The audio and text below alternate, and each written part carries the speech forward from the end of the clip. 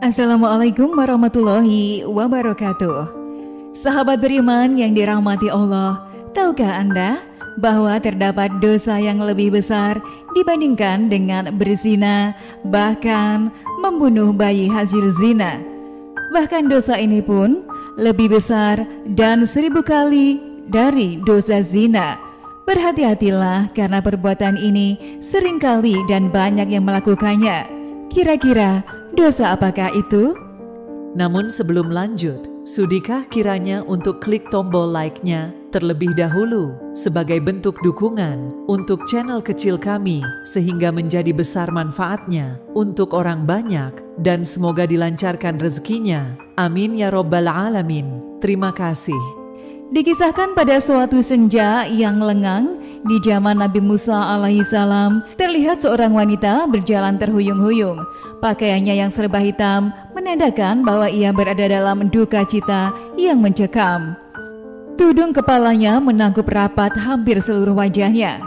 Tanpa rias muka atau perhiasan menempel di tubuhnya, kulit yang bersih, badan yang ramping dan wajah yang ayu tidak dapat menghapus kesan kepedihan yang tengah mengoyak hidupnya.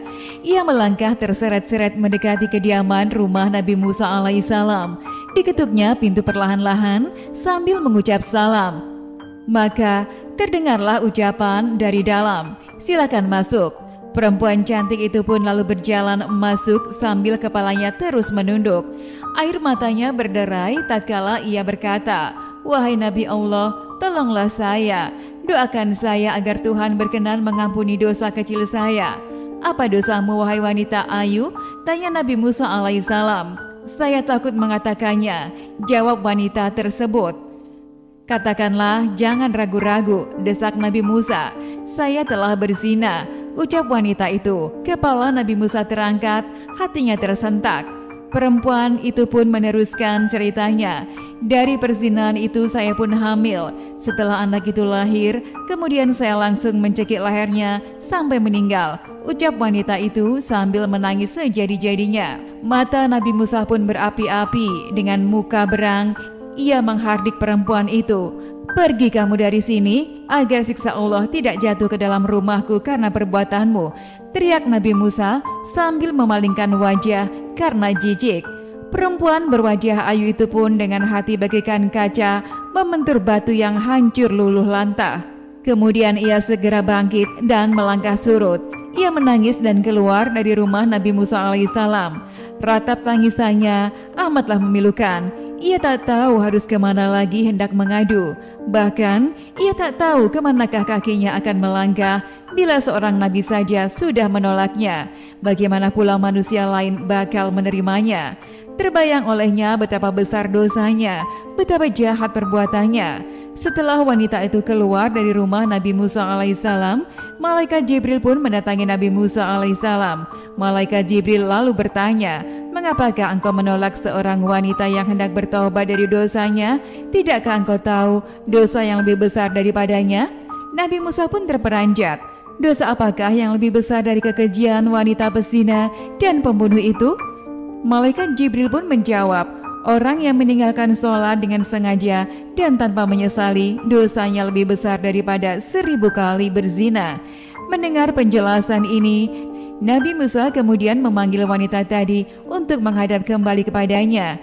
Ia mengangkat tangan dengan khusyuk untuk memohonkan ampunan kepada Allah Subhanahu wa Ta'ala untuk perempuan tersebut. Nabi Musa menyadari bahwa orang yang meninggalkan sholat dengan sengaja dan tanpa penyesalan sama saja dengan menganggap remeh perintah Allah Subhanahu wa Ta'ala. Orang tersebut seolah-olah menganggap Allah Subhanahu wa Ta'ala tidak punya hak untuk mengatur dan memerintah hambanya. Ibnu Qayyim al-Jauzi menyatakan bahwa kaum muslimin bersepakat bahwa meninggalkan sholat 5 waktu dengan sengaja adalah dosa yang paling besar. Dosanya lebih besar dari dosa membunuh, merampas harta orang lain, berzina, mencuri, dan meminum minuman keras. Orang yang meninggalkan sholat akan mendapatkan hukuman dan kemurkaan Allah SWT serta mendapatkan kehinaan di dunia dan akhirat.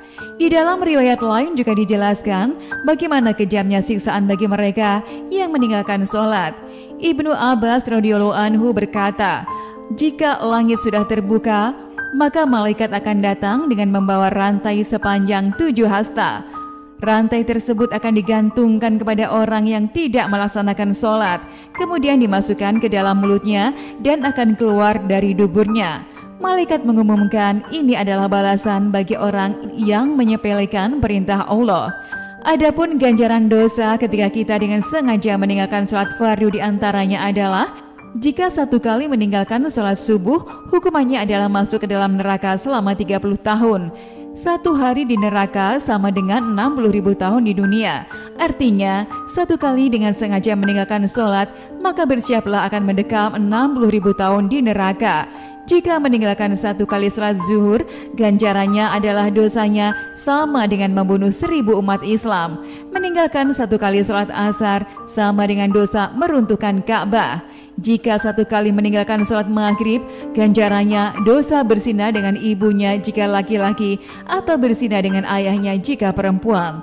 Dan jika meninggalkan 1 kali sholat isya, maka ia tidak akan diridhoi oleh Allah Subhanahu wa Ta'ala untuk tinggal di bumi ini dan akan didesak mencari bumi atau tempat hidup yang lain.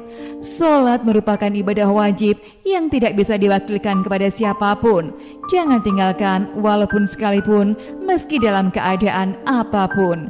Sahabat beriman yang dirahmati Allah, semoga kita menjadi orang-orang yang senantiasa mendirikan sholat, melaksanakannya tepat waktu, serta mampu mengajak keluarga lainnya untuk sholat tepat waktu dengan istiqomah. Semoga video ini bermanfaat untuk kita semua. Amin ya robbal alamin. Sekian video dari kami. Wassalamualaikum warahmatullahi wabarakatuh.